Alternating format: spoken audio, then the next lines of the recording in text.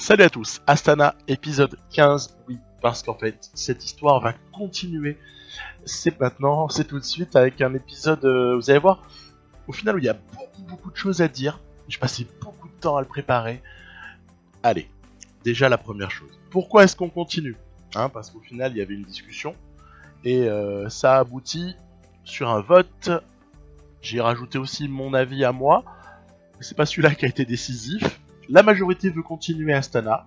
Ça veut pas dire qu'on commencera pas une nouvelle carrière en parallèle un de ces jours prochains. Je vais vous en parler, y a pas de souci. Déjà, on a une énorme chose à faire, c'est essayer d'être bon sur les classiques. Pourquoi est-ce que je dis ça? C'est parce qu'au final, dans l'année 2019, seuls Kort Nielsen et Lutsenko, avec quelques équipiers, pouvaient prétendre à quelque chose. Et puis j'avais essayé de la jouer panache avec Alexei Lutsenko sur le Tour des Flandres. Donc ça s'était presque bien passé. Au final, il s'était fait complètement avaler par les poursuivants de Greg Van Avermaet, qui avait... Alors Van Avermaet, il avait repris dans le vieux Quarmont, dernier passage, et les autres l'avaient avalé, ce pauvre Lutsenko, dans le Paterberg. Et derrière, évidemment, ça s'était tiré la bourre pour aller jusqu'à une victoire un petit peu surprenante, quoique, vu le profil du coureur sur PCM, de Alexander Kristoff. Donc j'ai envie de me reconfronter à ces choses-là avec l'apport de Pedersen, Craig Anderson. Lopez, on en parle un petit peu plus loin. Il y aura pas mal de choses à dire, mais il y a un vrai truc à faire avec lui. Fuglsang. Alors, Fuglsang, on n'a pas fait exactement ce qu'on voulait en 2019. Bon, d'ailleurs, je crois qu'il a un petit quelque chose à dire à ce propos. Tu vas pas commencer à rigoler là, tu nous poursuis cette carrière, j'ai pas l'intention d'arrêter. Moi, c'est pas tout ça, mais c'est que j'ai des trucs à ramasser. Je veux gagner à Liège cette année, tu déconnes pas. Ouais, donc on a compris, Fuglsang, il est content. Il aura vraiment marqué cette année 2019 parce que ce mois d'avril, pour moi, ça va presque le plus beau moment avec ce Tour de France qui est quand même assez délicat à glaner, faut quand même l'avouer. Et puis, aussi, il y a Lutsenko. Punaise, on a le champion du monde dans l'équipe, ce serait quand même un peu débile de lâcher le truc.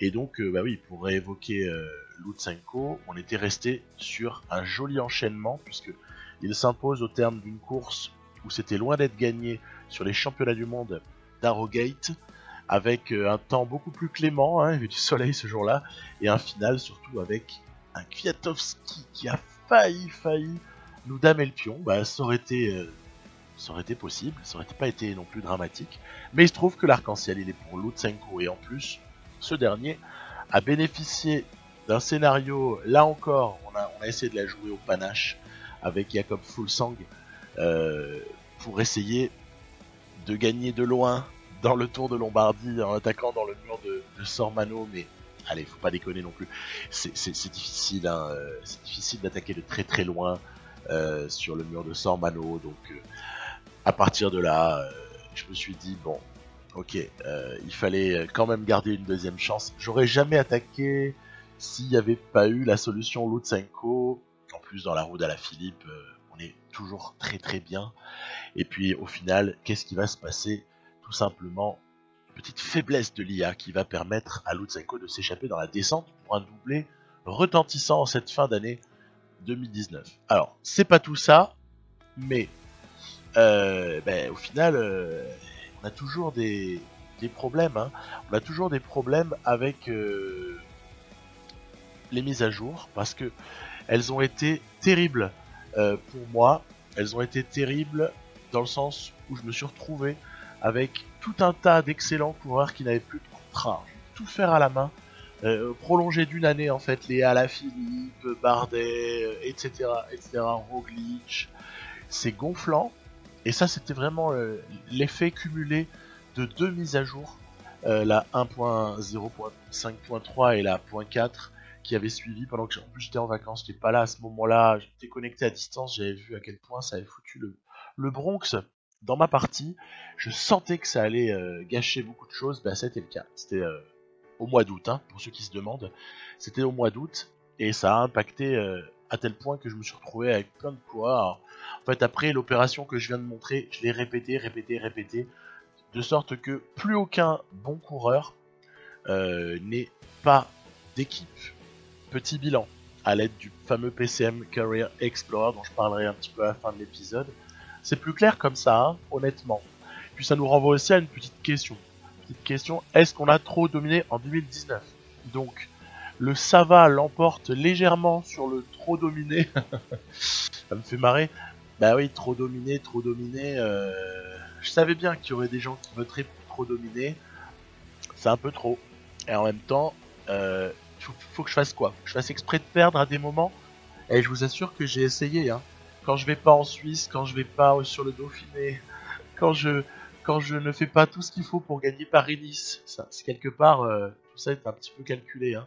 J'essaie de pas trop écraser le truc. Et puis au final, bah, ça reste quand même les 3 grands tours. 2 monuments, championnat du monde, bref. Vous avez vu que par exemple sur les victoires, c'est pas nous qui sommes dominateurs, hein. Kwiatkowski, Ewan, Christophe, Jacobsen, etc.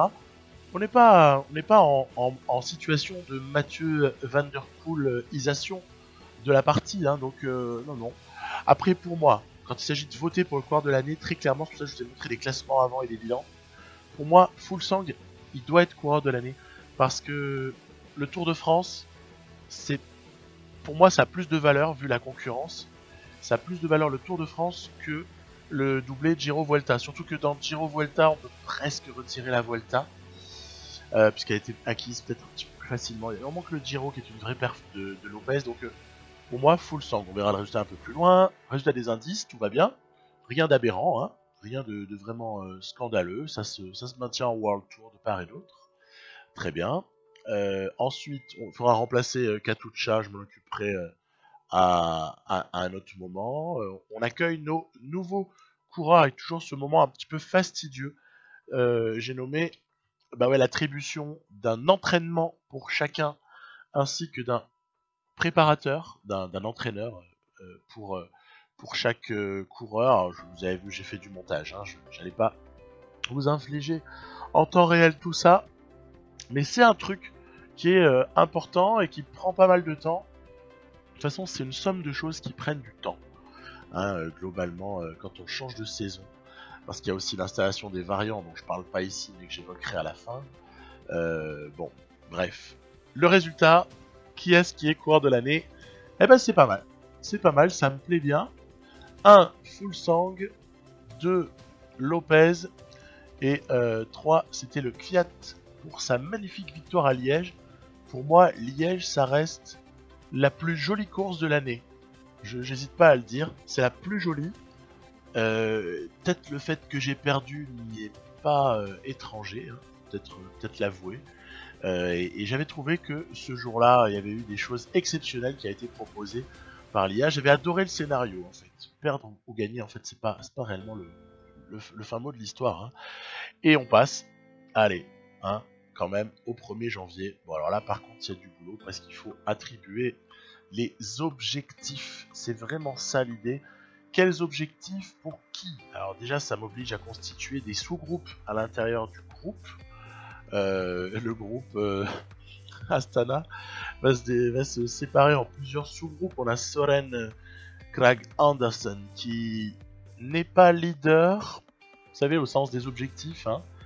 Ça me va, c'est un équipier important, mais c'est pas un leader. Par contre, il aura le droit d'être leader ponctuellement, et notamment là pour le GP de l'E3. Ensuite, pour la première partie de saison, j'ai essayé de viser quand Wevelgem avec l'ami Magnus Cort Nielsen, le grand Magnus, le costaud Magnus qui aura fait saison 2019 exceptionnelle. Je sais pas comment est-ce qu'on peut arriver à faire mieux en 2020. Peut-être qu'on n'y arrivera pas, tout simplement. Premier objectif saison, aussi, concernant Lutsenko, là par contre c'est le Tour des Flandres. Et pourquoi est-ce que je fais ça? C'est parce que je me dis que si on pouvait espérer un petit pic de forme qui commence le matin du Tour des Flandres, vous voyez venir, hein, avec mes calculs, j'imagine, hein, si ça allait du matin du Tour des Flandres jusqu'au lendemain de Liège, ce serait la plus belle chose qui puisse nous arriver. Et puis il y a Mads Pedersen, le récent champion du monde IRL, Lui, je trouve que ces notes-là, dans la partie, elles plaident plus en faveur d'un objectif sur Paris-Roubaix. Honnêtement, j'aurais pas Lutsenko, j'aurais mis Tour des Flandres, hein, je vais être franc. Mais là, je voulais bien dissocier pour que les mecs soient pas atteints au moral par le leadership d'un autre sur la même course. On sait que ça peut impacter un petit peu le degré de satisfaction. Puis après, il y a la répartition des équipiers. Vous voyez qu'il y en a certains, par contre, pour lesquels je mets un petit objectif annexe. Les équipiers sur les classiques, ce sera Ballerini. Grosse def, le héros des championnats du monde. Parce que mine de rien, jamais Lutsenko ne gagne s'il n'y a pas un gros def costaud comme pas possible. Et Bugalo, notre jeune qu'on a fait monter en équipe première d'Astana, hein, issu de l'équipe de développement. Après, on ajuste les niveaux d'intensité, parce que tout ça, je vais expliquer pourquoi est-ce que j'ajuste de cette façon-là, je vais vous le dire juste après. Mais je pense que vous avez compris, c'est parce que tous les gens qui sont concernés par... Oh, tiens, qu'est-ce que c'est que ce truc? On dirait un volcan. On dirait un volcan en Italie, qu'est-ce que ça pourrait bien être? C'est l'Etna, et puis cette année-là, il y avait un certain Alberto Contador qui s'était imposé. De quel Giro est-ce qu'on peut bien parler? Je pense que les fans de Contador, ils ont tinté de suite. Surtout quand on voit ça, vous savez, ce fameux enchaînement Monte Crostis avec le Monte Zoccolan. Zoccolan, on parle d'une étape 14 d'un Giro. Allez, il n'y a plus de suspense, hein, on est bien sur le Giro 2011. J'ai choisi un profil de Giro qui fait qu'un Miguel Angel Lopez, leader là-dessus, il va avoir une difficulté, surtout si Bernal est là. Enfin, vous allez voir qu'avec en plus le PCM Career Explorer avec lequel j'ai passé au filtre la partie pour qu'elle soit un petit peu, allez, on va dire débarrassée des petites saletés par-ci par-là ou des erreurs de prépa. Le Giro, il va être juste somptueux, j'ose le dire à l'avance. On va emmener sur le Giro des équipiers. On va pas non plus se blinder, mais qu'on est quand même obligé d'emmener du solide, hein, en la personne de notre ami. J'ai un trou au moment où je le dis. Il y a Ciccone évidemment qui va y aller. Il y a le fameux Miklasek qui va aussi aller sur le Giro. Et on a aussi des équipiers de talent qu'on va emmener. Il y a Enric Mas aussi. Hein. Enric Mas, peut-être que ça peut être le gars qui concurrence à terme Lopez, on sait jamais. Hein. Et puis pour ce qui est du Tour de France, après je reparle de Lopez et de la Team Giro un petit peu plus loin. Mais là on est le 1er janvier, je suis obligé d'ajuster. Il y a un débat, c'est que autant je viens de choisir le Giro 2021, autant pour le Tour de France, je vais vous proposer un vote. Je vais vous proposer un choix qui va être le suivant. Vous avez vu, j'ai attribué le 2014 pour la partie avec Grandon Alpecin. Le Tour de France, objectif majeur de Fuglsang, parce que quand même réussir un doublé serait assez mythique. 2016, 2012 ou 2017? Point d'interrogation, ce sera entre ces trois-là. Donc je vous laisse voter. Je prendrai celui qui arrivera majoritaire, sans rajouter mon grain de sel. Donc voilà, je vous laisse voir, parce qu'en fait je suis à peu près sûr de performer sur ces trois-là, même s'ils n'ont pas les mêmes caractéristiques, ces trois Tours de France, mais je suis à peu près certain, en tout cas d'avoir une jolie course, voilà, avec un Lutsenko qui viendra renforcer, Fuglsang, l'ami aussi Kort Nielsen qui aura son mot à dire. On se souvient qu'il avait été maillot vert avec un certain nombre de victoires d'étape sur l'édition 2019. Donc j'ai besoin de costauds autour en fait, hein, c'est pour ça. Hein.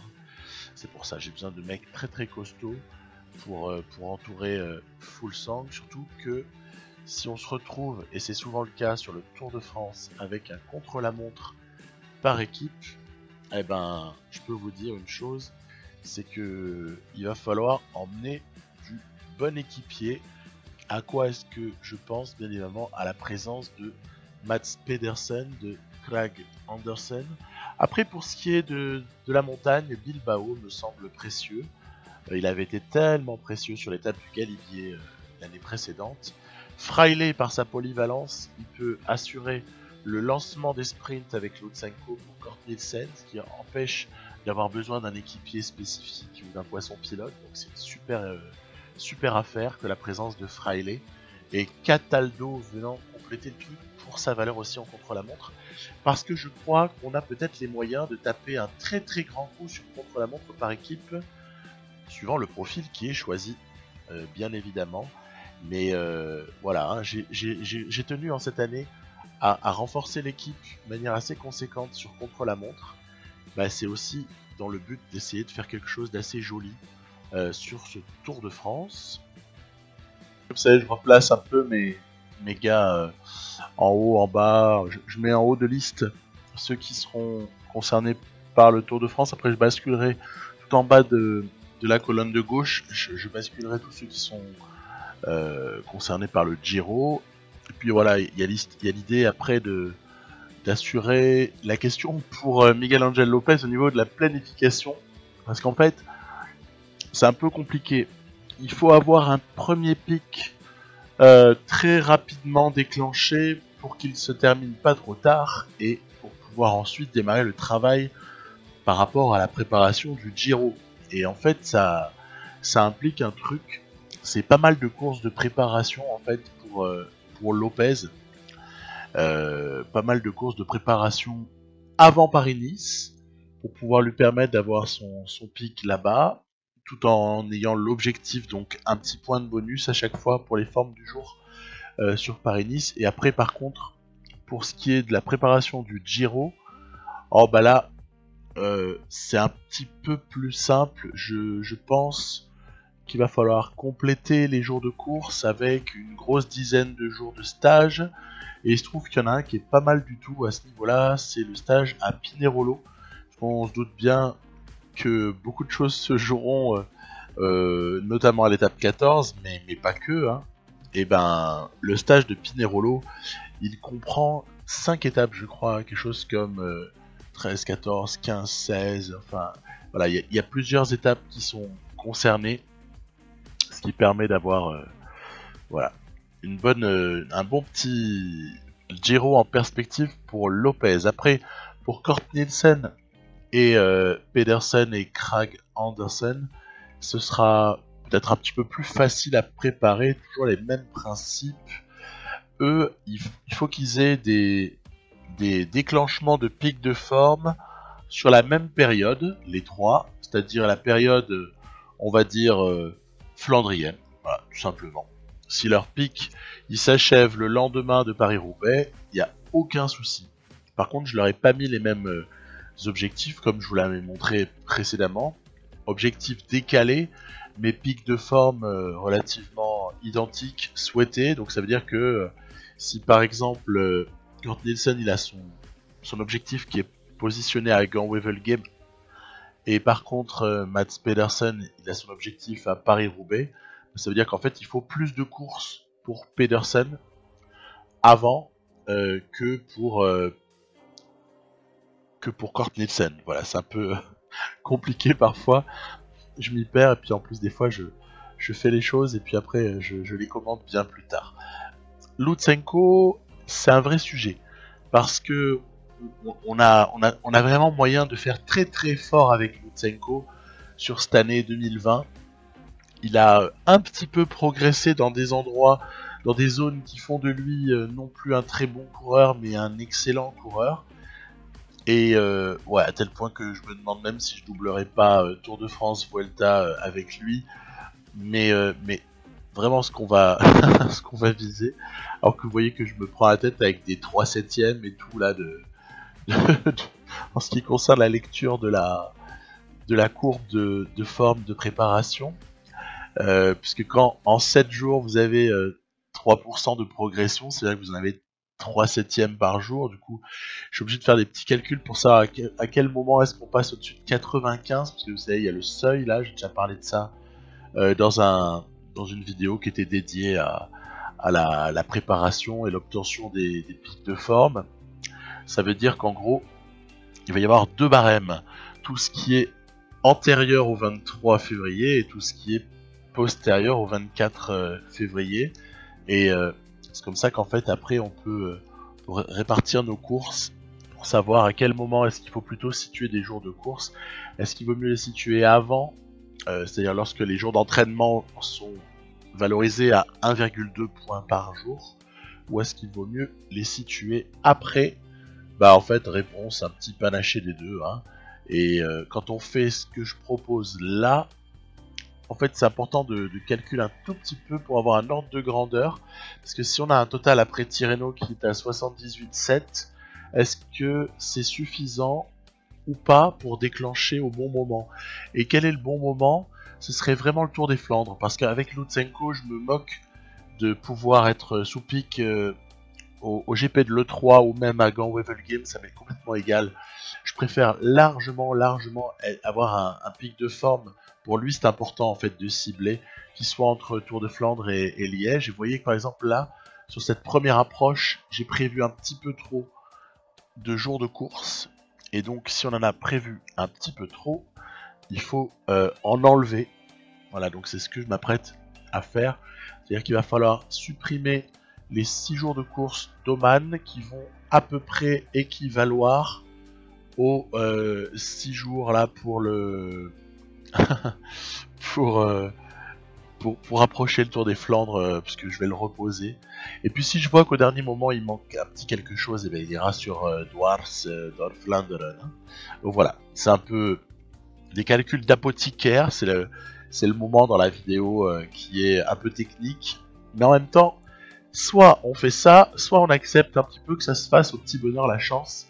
Et ben voilà, ceux qui regardent mes vidéos, vous savez tous que j'essaie de repousser la notion de hasard et que j'ai envie de pouvoir voilà, plutôt prévoir que subir. Voilà, c'est un petit peu ma manière de jouer à ce jeu-là, en mode carrière, mais je pense en mode pro-cycliste aussi, hein, toujours essayer d'être dans l'anticipation des choses. Après, il y a le cas Fuglsang, sous nos yeux.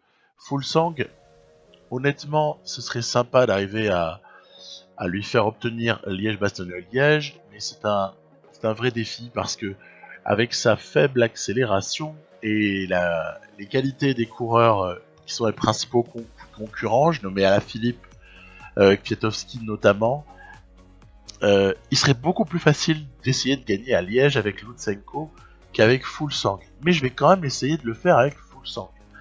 Et l'idée c'est aussi que j'ai essayé de construire une courbe qui soit à 100% ou quasiment à 100% sur les 3 objectifs de la saison principaux, Liège, Dauphiné, Tour de France. Sachant que Dauphiné n'est pas un objectif pour le jeu, hein.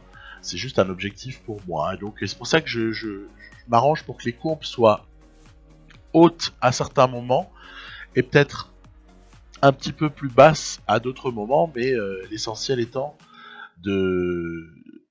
d'avoir les 100% environ sur des moments précis. Et suivant à quel moment on met le premier objectif, on va se retrouver en déficit de préparation. Si je le mets à Liège, je vais me retrouver avec insuffisamment de points de préparation, et ce sera comme un petit peu un objectif qui sera gâché, puisque le pic de forme il sera valable à Liège, mais ce sera valable quasiment uniquement à Liège, ce qui est vraiment dommage de consacrer un pic à une course d'un jour. Et donc il vaudrait mieux arriver à déclencher, comme je vous le mets, aux environs du matin de l'étape 3 du Tour du Pays Basque, parce qu'à ce moment-là on bénéficierait du pic sur le Pays Basque, mais aussi sur l'Amstel, sur la Flèche Wallonne et également sur Liège-Bastogne-Liège. Donc ça, ce serait un petit peu idéal comme situation, et c'est pour ça que je vais opérer quelques toutes petites modifs. Déjà, je vais lui rapprocher l'objectif déclaré, puisque on s'aperçoit qu'avec un objectif à Liège, ça demanderait de courir beaucoup trop dans la phase de préparation, si vous voulez. Hein. Il y aurait besoin de beaucoup trop de jours de course. Ce serait un petit peu fatigant parce qu'il y a aussi la fatigue accumulée. Hein. Faut pas la mésestimer. Donc c'est comme ça que je refais de nouveaux calculs en démarrant un petit peu tout ça du côté des Strade Bianche. Hein. Donc en gros, ils courent pas avant. Vous allez voir que je vais peut-être légèrement changer d'option là-dessus juste après, mais en tout cas, on se retrouverait à 84,6 si on fait ce que vous voyez en haut de l'écran, ce qui donne envie de rajouter 2 courses d'un jour. Alors soit je peux rajouter 2 courses en Ardèche et en Drôme, soit je peux aussi l'envoyer sur Omloop et sur Kurn. Et c'est vrai que ce serait pas délirant de l'envoyer, tant pis, allez, il va faire son petit Omloop, son petit Kurn. Je verrai encore au dernier moment, parce que j'ai réservé exprès les inscriptions à ces 2 couples de courses là du tout début mars. Je les ai réservés, j'aviserai au dernier moment si j'ai envie d'envoyer Fuglsang un petit peu sur les pavés. Je trouve que ce serait rigolo, un petit peu à la Nibali ou Valverde qui vont comme ça se confronter. On l'a vu au Tour des Flandres, c'est assez joli. Surtout que Fuglsang n'est pas un nul sur pavé, donc bon an mal an, j'ai fait mon petit commerce et on est prêt à lancer. Voilà, il y a eu entre-temps la préparation de nombreux équipiers. Vous doutez bien que je n'ai pas tout montré. Déjà, ça a peut-être été rébarbatif pour certains de montrer tous ces détails-là de préparation, mais je les montre parce que ce sont ces détails-là qui vont faire qu'on va gagner ou pas par la suite. Donc c'est pour ça que moi je trouve que c'est en fait cet épisode-là et donc l'épisode où on définit les objectifs, on planifie. Pour moi, c'est le plus important de l'année. C'est pas le jour de la course, le plus important, c'est la manière dont on se prépare en fait. Et c'est pour ça que j'ai pris le temps de vraiment détailler certains trucs, certains calculs, pour vous montrer aussi là dans le cas de Fuglsang ou dans le cas de Lutsenko que je vais aller dans une direction et puis je vais m'apercevoir au final après calcul que c'est pas exactement la bonne, il faut faire des réajustements. Voilà, vous savez tout ou presque. N'hésitez pas à poser des questions pour ceux à qui tout ça paraîtrait bizarroïde ou s'il y a une zone d'ombre dans ce que j'ai affiché. Ça peut arriver. On est sur le tour à présent Down Under, donc la première épreuve World Tour de l'année, avec un objectif modeste, mais quand même bien réel objectif perso, top 3, top 5, avec celui qui est mon leader là-dessus, c'est pas Lopez, c'est l'ami Ciccone. Voilà, Giulio Ciccone, qui va être le leader là-dessus. Pourquoi est-ce que je l'ai privilégié lui ?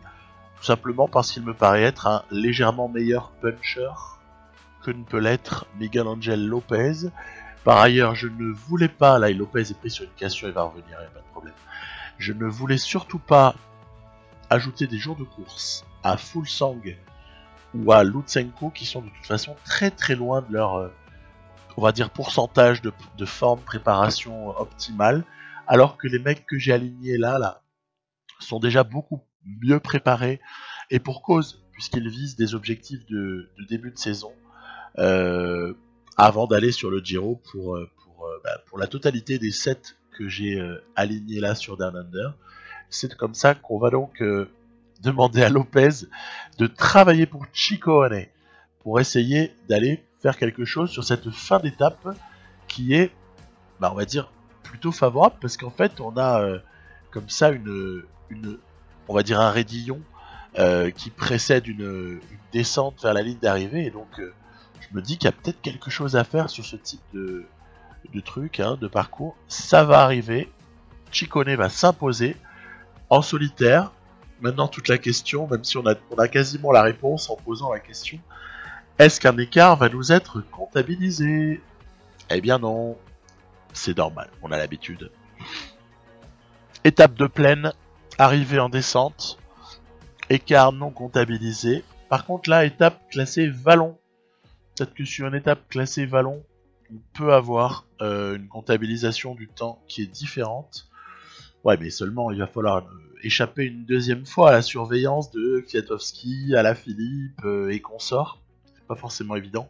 Surtout que les sprinters sont aussi de la partie. Vous avez peut-être aperçu que du côté de Lotto Soudal, on a le luxe d'avoir signé Viviani tout en conservant Caleb Ewan.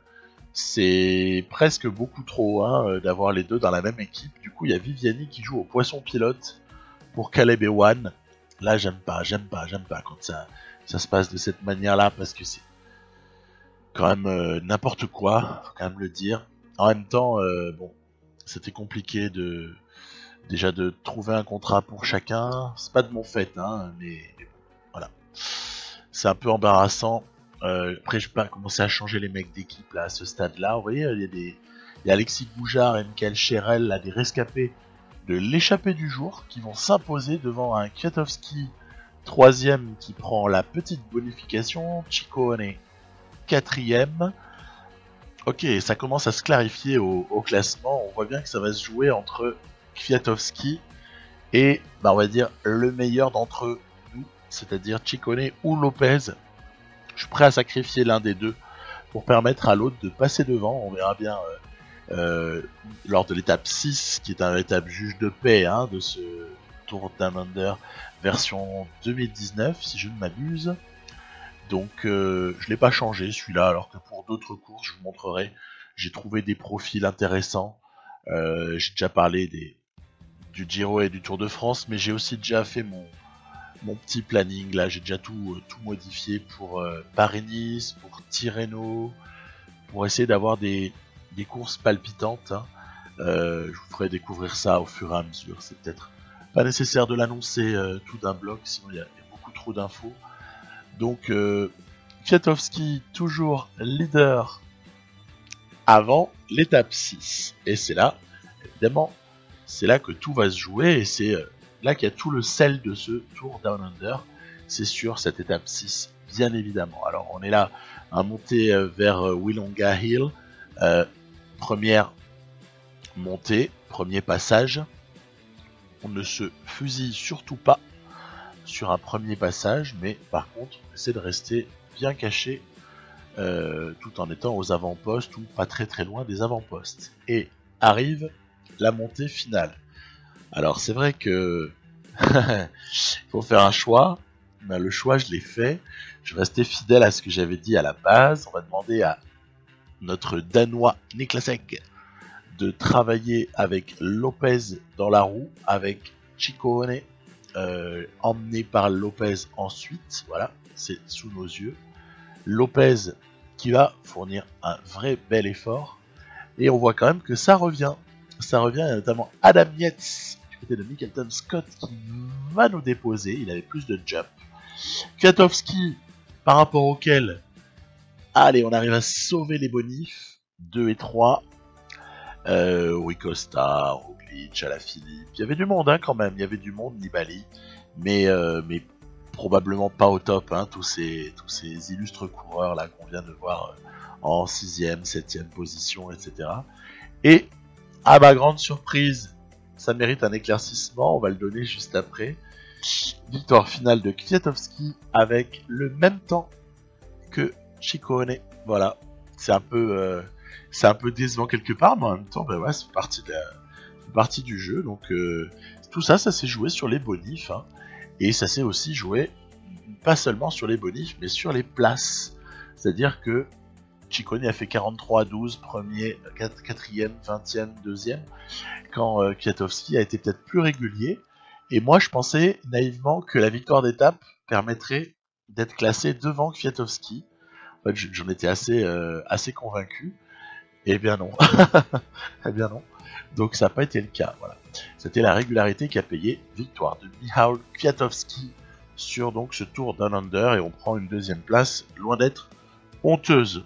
Ensuite, c'est la fameuse petite classique Cadel Evans. Alors je me suis amusé à envoyer Mikkel Bjerg en échappée. Je me suis dit, avec son gros moteur, si jamais le peloton n'est pas vigilant, si justement ça roule avec lui, sait-on jamais sur un final que peut-il arriver? On sait jamais. On sait jamais. Toujours se passer quelque chose. Ça va pas être le cas. Et donc le plan B, c'est en fait le plan A initial, c'est Moschetti au sprint. Et là je me dis, bon, Moschetti, il va falloir qu'on l'emmène assez convenablement. Donc Dainese, que j'avais pris pour cela, pour être son poisson pilote, s'est avéré totalement en perdition. Il est encore trop faible, le pauvre. Et du coup, j'ai dû lancer avec Guidish, et auparavant, j'avais travaillé avec Ciccone. Et bah du coup, on va se faire déposer par Lawless. Il y a même Mohoric qui est passé devant.